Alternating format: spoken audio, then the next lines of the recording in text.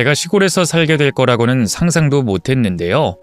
여기에 오기까지 참 많은 일들이 있었답니다. 그 사연은 오장육부가 뒤틀리다가 숙변을 시원하게 보는 듯한 이야기예요. 어떤 일이 있었는지 볼펜심을 꾹꾹 눌러서 적어보도록 하겠습니다. 저와 남편은 40대 초반에 만나 평범한 연애를 하고 결혼했어요. 절절한 사랑을 한 건 아니었지만 이 사람과 평생 함께 살면 마음이 편안하고 불행할 일 같은 건 절대 없을 것 같다는 확신이 들어 남편과 부부가 됐죠. 몇 년 뒤 슬아의 아들 하나를 낳으며 새 식구가 돼 부부 사이가 더 돈독해졌답니다. 저희는 맞벌이로 일했기 때문에 아들을 친정과 시댁에 번갈아가며 맡기고 육아를 했어요. 다행히 집안 어른들이 제 아들을 예뻐해 주시고 잘 키워주셔서 마음 편하게 직장 생활을 할 수 있었습니다. 그렇게 세월은 몇 년 더 흘러 제 나이 50이 됐어요. 아들은 초등학교에 들어갔죠. 저희 부부는 작은 회사에 다니고 있었는데 돈을 벌어도 모아지지 않았습니다. 이런 이야기를 하긴 좀 그렇지만 아들 하나를 키우는데 들어가는 돈이 한두 푼이 아니더라고요.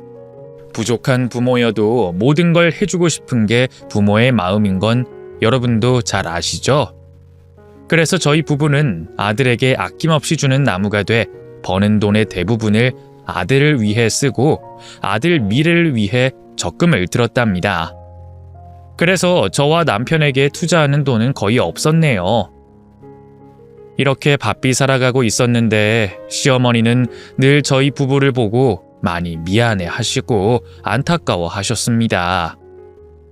자신이 부족해서 물려준 게 하나도 없다는 말씀을 입버릇처럼 하셨답니다. 애미야, 고생이 많지? 이 시애미가 가진 게 없어서 아무것도 못 해줬구나. 네가 좋은 시댁을 만났더라면 좀 더 편하게 잘 살 텐데. 모자란 시애미라 면목이 없다. 어머님, 말도 안 되는 소리 마세요. 어머님이 지금껏 우리 현석이를 매주 봐주시고 있잖아요. 그것만으로도 얼마나 감사한 줄 모른다고요. 그리고 요즘 누가 부모님을 의지하면서 살아요. 각자 위치에서 최선을 다하고 사는 게 세상 순리라고요. 그렇게 말해주니 고맙구나. 아휴, 내가 너희들한테 짐이 되지 않으려면 몸이라도 건강해야 하는데 요즘은 온몸이 아파가지고 움직이질 못하겠다. 현석이를 봐주지 못하는 게 미안할 뿐이다, 애미야. 자꾸 미안하다고 하지 마세요, 어머님. 현석이는 이제 9살이에요. 학교 끝나고 학원 다녀오면 저녁 시간이라고요. 어머님이 봐주시지 않아도 되니까 건강에만 신경 쓰세요. 그리고 이거 병원비에 보태 쓰세요. 얼마 안 되니까 괜히 거절하지 마시고요. 제가 돈 봉투를 건네자 시어머니는 한사코 받지 않겠다고 손사래를 치셨습니다. 무슨 염치로 자신이 이 돈을 받겠냐며 등까지 돌려가면서 거절을 하셨죠. 시어머니는 항상 이런 식이셨어요. 저희 부부가 작은 효도를 하려고 하면 언제나 괜찮다며 거절만 하셨답니다. 하지만 그동안 제 아들을 봐주신 데다 건강이 쇠약해지셔서 매달 약값에 보태 쓰시라고 적지 않은 돈을 억지로 시어머니 주머니에 넣어두고 돌아왔답니다. 제가 시간이 있으면 시댁에 자주 찾아뵙고 맛있는 밥도 해드리고 청소도 해드리고 올 텐데 회사에서 허구한 날 야근을 하고 주말에도 집에서 정신없이 일만 하는 바람에 거의 찾아뵙지 못했답니다. 사는 게 바빠서 찾아가지 못한다는 말이 핑계로 들리실 수 있겠지만 정말 바쁘고 피곤하고 마음이 늘 바빠서 시어머니께 며느리 노릇을 거의 하지 못했네요. 남편 역시 한 푼이라도 더 벌겠다고 야근 도장을 받고 집으로 돌아왔으니 따로 여가 시간을 가지지 못했답니다. 제 아들은 부모인 저희가 바쁘게 사는 걸 불만으로 여기지 않고 주어진 공부와 운동을 잘 해줬어요. 누굴 닮아 인성이 이렇게 예쁘고 훌륭한지 곰곰이 생각해봤더니 바로 시어머니와 마음씨가 똑같은 것 같더라고요. 한 달에 한두 번 겨우 시댁을 찾아가서 용돈을 드리고 말동무가 돼 잠시 머물다가 왔는데 시어머니의 건강이 조금씩 나빠지는 게 보였어요. 병원에 잘 다니시고 있고 약도 잘 드시는데 고혈압과 당뇨는 계속 떨어지지 않았고 오히려 다른 병이 생기셨답니다. 허리 디스크와 무릎 관절이 많이 망가져서 외출을 편하게 하시지 못할 정도가 되셨어요. 저와 남편은 이대로 두면 안 되겠다 싶어서 시어머니를 집으로 모시고 오기로 했답니다. 어머님, 저희 집으로 가요. 건강이 너무 쇠약해지셔서 안 되겠어요. 거동이 불편하시니 조금이라도 편하시게 저희랑 같이 지내요. 아서라, 내가 무슨 염치로 너희 집에 가겠니? 그리고 우리 손자 현석이 공부하는데 방해하고 싶지 않다. 내가 하는 말은 그냥 하는 소리가 아니야. 난 너희들한테 짐이 되고 싶지 않다. 그건 죽기보다 싫단 말이야. 어머님, 저희를 불효자로 만들 생각이세요? 이렇게 혼자 지내시면 몸이 호전되기 어려워요. 보살핌을 받아야 한다고요. 그리고 어머님이 언제 저희한테 짐이 되셨다고 자꾸 짐이 되기 싫다고 하시는 거예요. 늘 저희를 도와주셔서 감사한 마음밖에 없다고요. 그러니까 이번에는 저희 말 따라주세요. 무조건 저희 집으로 가셔서 함께 지내요. 이렇게까지 말씀드렸으면 마음을 열고 따라오실 줄 알았는데 시어머니는 완강하게 저와 남편의 부탁을 거절하셨습니다.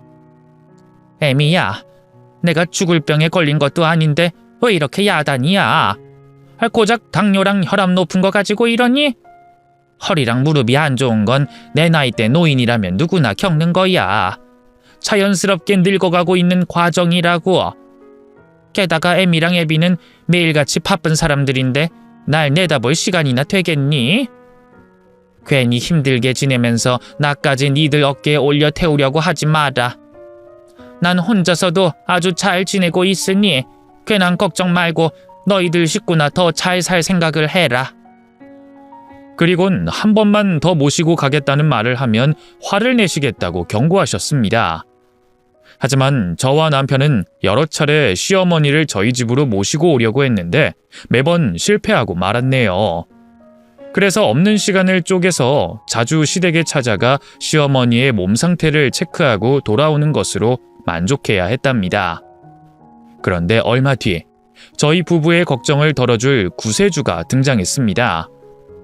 몇 년 전 이혼하고 혼자 살고 있던 시누이가 시어머니 집으로 들어가 살겠다고 하더군요.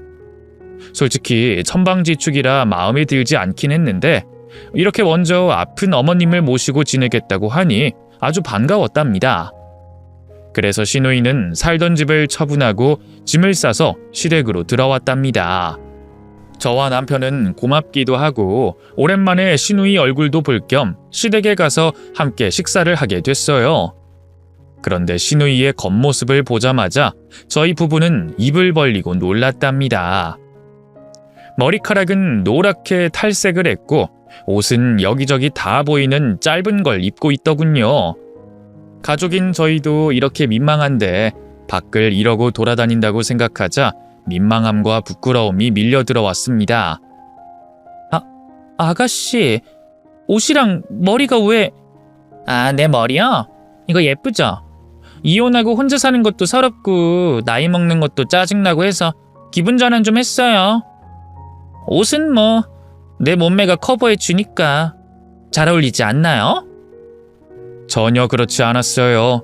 시누이의 뱃살과 여기저기 지방이 옷을 뚫고 나와 축 처진 걸 보니 몸서리치게 추해 보였고 시선을 저절로 돌리게 됐답니다. 그래도 시어머니 생각해서 오신 사람한테 괜한 말을 하지 않고 예쁘고 아름답다는 거짓말을 해줬네요.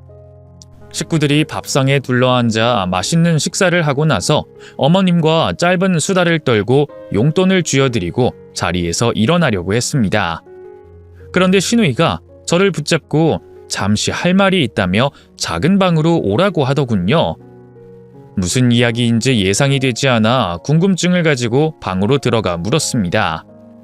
아가씨, 무슨 비밀 얘기하려고 방 안으로 들어오라고 하신 거예요? 그냥 거실에서 편하게 말씀하시지. 에이, 언니도 참. 눈치도 없고 센스가 없네.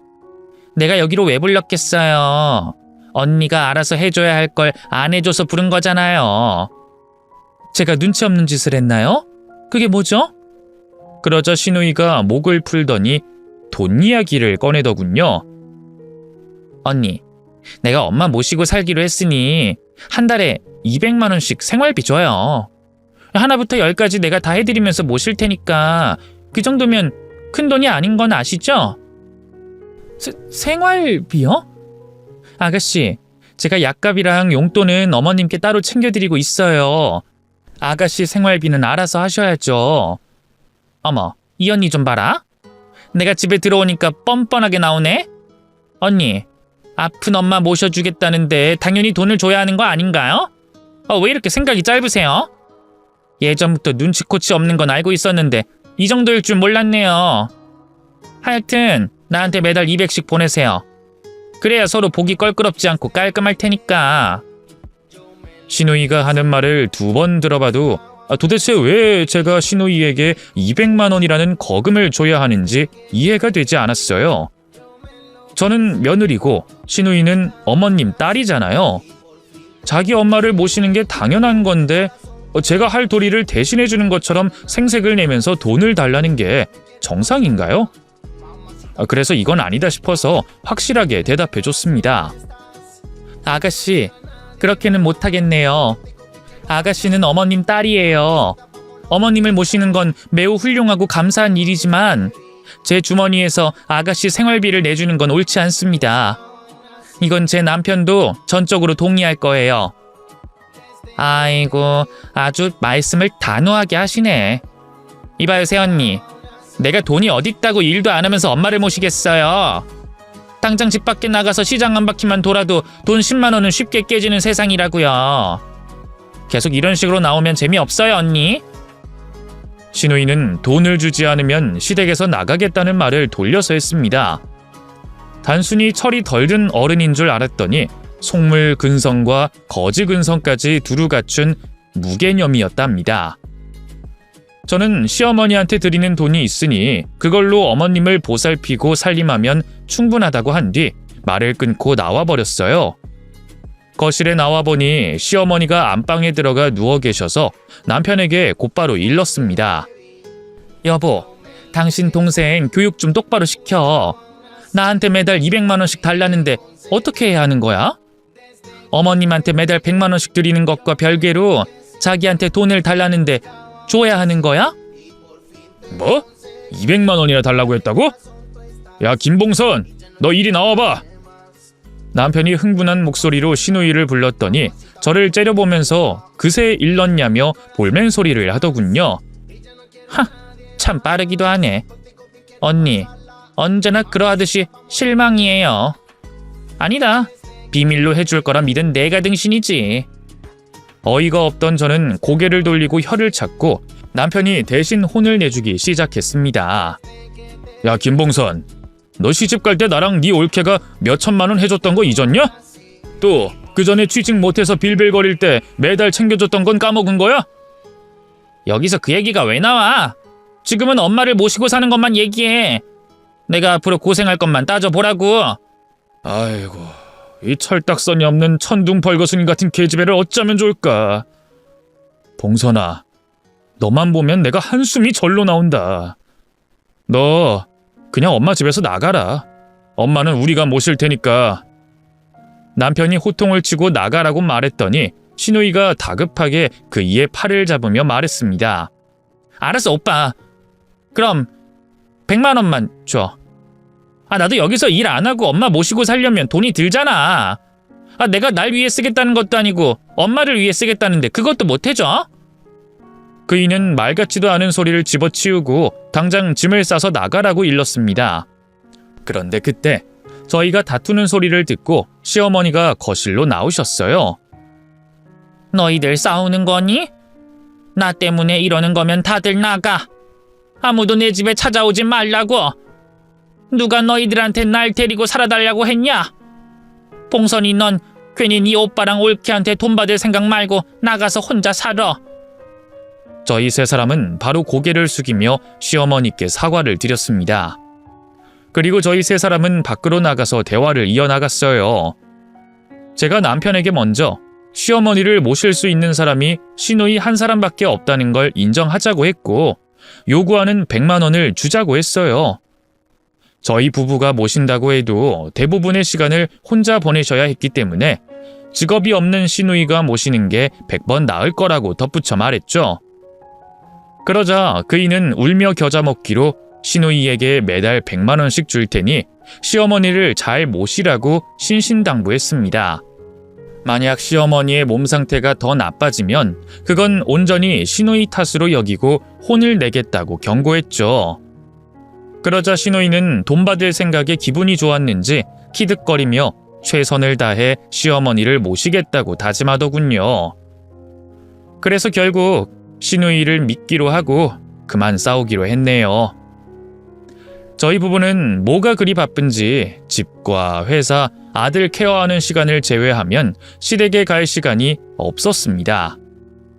변명처럼 들리시겠지만 저희 집과 시댁 거리가 차로 3시간 정도가 걸리는 데다 다녀오면 출근하는 데 지장이 생겨 쉽게 찾아가지 못했어요.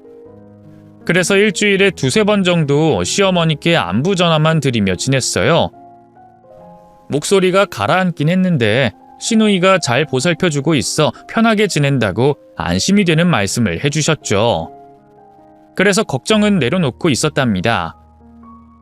한 달 동안 한 번도 시댁에 가지 못하자 아들이 할머니가 보고 싶다고 말을 꺼냈어요. 저는 몸이 힘들다고 한동안 신경 쓰지 않고 있었는데 아들 녀석이 저보다 낫더군요. 그래서 남편과 아들을 데리고 시댁으로 무작정 찾아갔습니다. 이윽고 초인종을 눌렀는데 아무런 기척이 없었어요. 시어머니 곁에 항상 붙어 있겠다는 시누이가 뭘 하고 있었는지 여러 번 문을 두드려도 답이 없었습니다. 현관 비밀번호를 눌러보긴 했는데 시누이가 받고 나서 열리지 않았죠.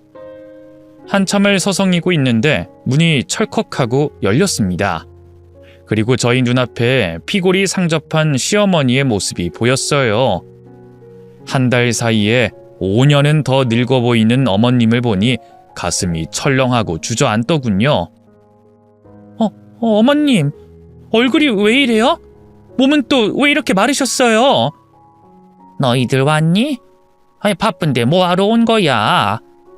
내가 자고 있는 바람에 늦게 나왔구나. 어서 들어오거라. 아이고, 내 강아지 현석이도 왔구나. 이리 와. 아들은 달라진 시어머니 모습에도 아랑곳하지 않고 달려가 안기더군요. 저희 부부는 아직 진정이 되지 않아 집 안으로 들어가 시누이부터 찾아봤어요. 그런데 집 안에 없는 건 물론이고 시댁 안이 개판이었어요. 시어머니가 허리와 무릎이 좋지 않으니 시누이가 해야 할 일인데 저희가 마지막으로 시댁을 떠나고 사람의 손을 탄 흔적이 보이지 않았답니다. 남편은 크게 분노하며 바로 시누이에게 연락해 시댁으로 오라고 소리를 질렀습니다. 시누이가 오기 전까지는 시어머니와 두런두런 재밌게 수다도 떨고 안마도 해드리며 기분 좋은 척하며 있었죠. 그리고 2시간 뒤 시누이가 들어왔는데 술집 종업원 차림새로 돌아왔습니다. 대낮인데도 술에 만취해서 혀가 꼬부라진 소리로 말하더군요. 오빠, 언니 왔어요? 왜 전화도 안 하고 온 거야? 엄마랑 나는 아주 잘 지내고 있는데. 정말이지 눈 뜨고 봐주기 힘든 광경이었습니다. 저는 손으로 아들 눈을 가렸고 시어머니는 쯧쯧거리시더니 방으로 들어가셨습니다. 그리고 남편은 분노를 참지 못하고 시누이에게 다가가 머리채를 잡고 작은 방으로 끌고 갔어요. 쿵쾅쿵쾅거리는 소리가 들리자 아들의 귀를 막아줬죠. 10분 뒤 남편이 먼저 나오고 그 뒤로 시퍼렇게 멍이 든 시누이가 따라 나오더군요. 그이는 짐가방을 던지며 당장 꺼지라고 경고했습니다. 야, 넌 사람 되기 글러 먹었나 보다. 그냥 나가서 혼자 살아라. 엄마는 우리가 모시고 갈 테니까. 오빠 미안해. 내가 이혼한 아픔에서 벗어나지 못해서 술을 끊지 못했어. 진짜야. 나 우울증에 시달리고 있다고. 정신과 약도 방 안에 있는데 보여줄까? 오빠, 나 오늘부로 정신 차릴게. 다신 술을 입에 대지도 않고 외출도 마음대로 하지 않을 거야. 엄마를 제대로 모실 테니까 한 번만 봐줘. 남편과 저는 신우이가 우울증을 겪고 있다는 말을 듣고 조금 놀랐습니다. 우울증? 봉선이 너 이혼한 게 3년이나 지났는데 아직도 힘든 거냐? 응. 그 인간이 나한테 한 짓들이 지워지지 않아. 바람 피고 손 찍어마던 순간들이 매 순간 떠올라서 맨정신으로 있기 힘들어. 신우이의 고백을 듣자 저희 부부는 아무 말도 못했습니다. 혼을 내고 싶긴 하지만 정신적인 충격으로 술독에 빠져서 지내고 있다고 하니 뭐라고 할 수 있겠어요. 그래서 울고 있는 신우이를 달래고 그냥 조용히 혼자 살라고 타일러줬답니다. 하지만 신우이는 그날을 계기로 열심히 살아보겠다고 다짐하며 시어머니를 계속 모실 수 있는 기회를 달라고 하더라고요. 당연히 저희 부부는 믿음이 가지 않아 연신 거절했죠. 그럼에도 신우이는 고집을 부리며 기회를 달라고 애원하더군요. 그래서 결국 제가 나서기로 했어요. 일 때문에 바쁘긴 하지만 매주 주말마다 버스를 타고 와서 확인해 보겠다고 했죠. 감시하는 사람이 있으면 신우이가 달라질 수도 있으니 기회를 한 번 더 주자고 남편에게 말했답니다. 그렇게 신우이는 정신을 차리고 시어머니를 잘 모셨습니다. 매주 주말마다 시댁에 내려가 봤는데 살림도 깔끔하게 하고 어머님 얼굴에 살도 오른 걸 보니 안심이 됐어요. 몇 달 동안 매주 감시를 하러 가봤는데 신우이는 우울증에서 탈피했는지 아주 정상적인 생활을 하는 건 물론이고 시어머니를 극진히 돌봐드렸답니다. 저는 남편에게 이제 걱정을 거두고 신우이를 믿어도 되겠다고 웃으며 말해줬어요. 그이는 천만다행이라며 시어머니가 건강을 찾았으니 더는 신우이를 미워하지 않겠다고 했네요. 6개월 동안 신우이에게 100만 원씩 생활비를 따로 준 건 물론이고 제가 수고한다고 웃돈을 더 얹어서 보내줬어요. 시어머니를 더 잘 보살펴달라는 부탁의 메시지와 함께 말이죠. 이 정도면 저도 최대한 배려한 것이니 마음의 짐을 덜 수 있었습니다. 그런데 몇 주 뒤에 신우이가 할 말이 있다며 시댁으로 오라고 하더군요. 가족들끼리 회의할 일이 있다면서 말이죠. 무슨 일인진 모르겠지만 목소리가 어둡지는 않아 시어머니의 건강이 더 나빠진 건 아닌 것 같았어요. 그래서 큰 걱정을 하지 않고 시댁으로 찾아가게 됐죠. 오랜만에 만나게 된 시어머니는 혈색도 좋아지셨고 머리숱도 늘어나 있더군요. 다행히 신우이가 최선을 다해 모셔주고 있는 것 같아 기분이 좋았답니다. 이윽고 무슨 일로 불렀는지 물었더니 신우이가 이렇게 말하더군요. 오빠, 언니, 제가 엄마 모시고 시골로 내려가 살까 해요. 여기보다 공기 좋은 곳에서 지내는 게 엄마한테 좋을 거라는 생각을 매일같이 하고 있었어요. 엄마도 그러고 싶다고 했고요. 들어보니 시어머니가 시골에서 사는 삶을 여러 번 상상해 왔다고 하시더군요. 지금 사시는 곳이 지방이긴 하지만 도시와 다를 게 없는 번화가였으니 산과 강이 있는 조용한 곳에서 살고 싶다고 하셨습니다. 신우이는 이어서 집값에 대해 이야기를 꺼냈어요. 지금 시어머니 집을 팔고 시골에 있는 집을 얻으려면 얼추 5천만 원 정도가 필요하다고 하더군요. 그런데 신우이는 대출 조건이 되지 않아 저희더러 돈을 빌려달라고 했습니다. 시골에서는 식당에서 알바를 하든 파출부를 하든지 해서 매달 돈을 갚아 나가겠다고 하더군요. 저와 남편은 잠시 고민을 해봤는데 시어머니가 간절하게 바라는 것 같으니 돈을 해드리자고 의견을 모았습니다. 그래서 시골에 함께 내려가 집을 보자고 말했어요. 아가씨, 시골 어디로 갈 생각이에요? 집은 알아봤어요?